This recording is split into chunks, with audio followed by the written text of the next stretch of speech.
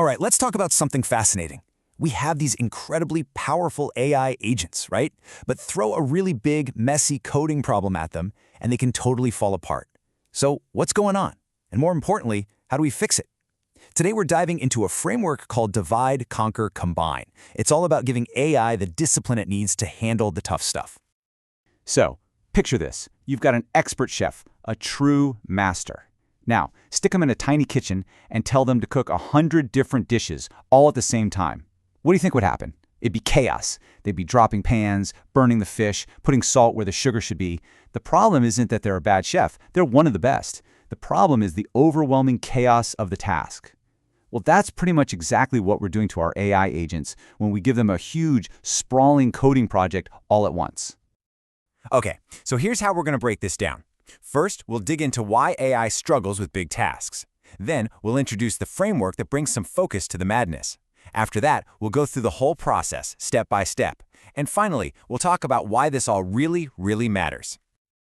All right, let's kick things off with the problem itself. Why do these super capable AI agents sometimes just fail? They're so powerful, so why do they stumble when the task gets really big?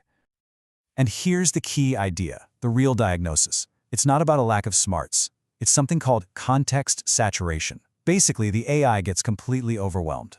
Think about our poor chef again. He hasn't forgotten how to chop an onion, but he's trying to remember 100 recipes, track 50 timers, and plate a dozen dishes all at once. His brain is just full.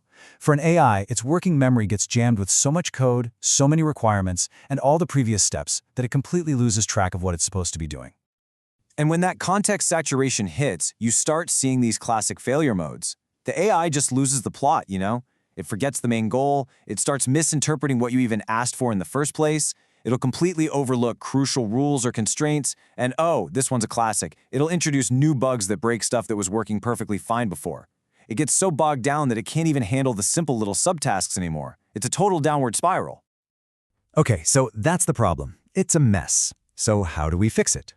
Well, it turns out we don't just need a smarter AI, we need a smarter way to work with the AI. And that brings us to the solution, a framework for focus. And that solution is the Divide, Conquer, Combine framework, or DCC for short. So what is it?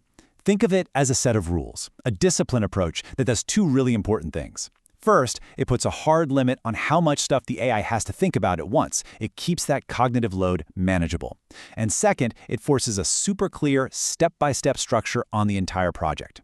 It's basically a guardrail against all that chaos we were talking about. So that sounds good in theory, right? But how does it actually work? Let's dive into the process and see exactly how DCC takes a project from total chaos to perfect coherence.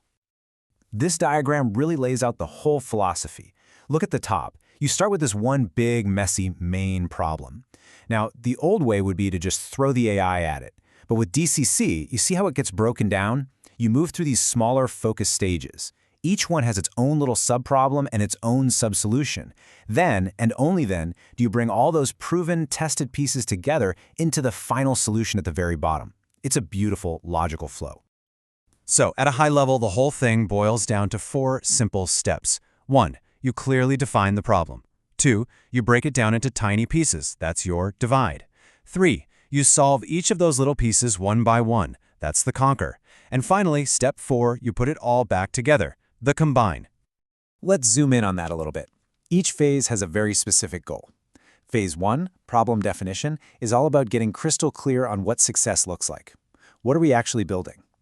Phase 2, problem decomposition, is where you take out your knife and you slice that big problem into small bite-sized chunks. These are the manageable subproblems. Phase 3, the conquer step, is where the AI gets to work building and testing each little piece. And that testing part is so important.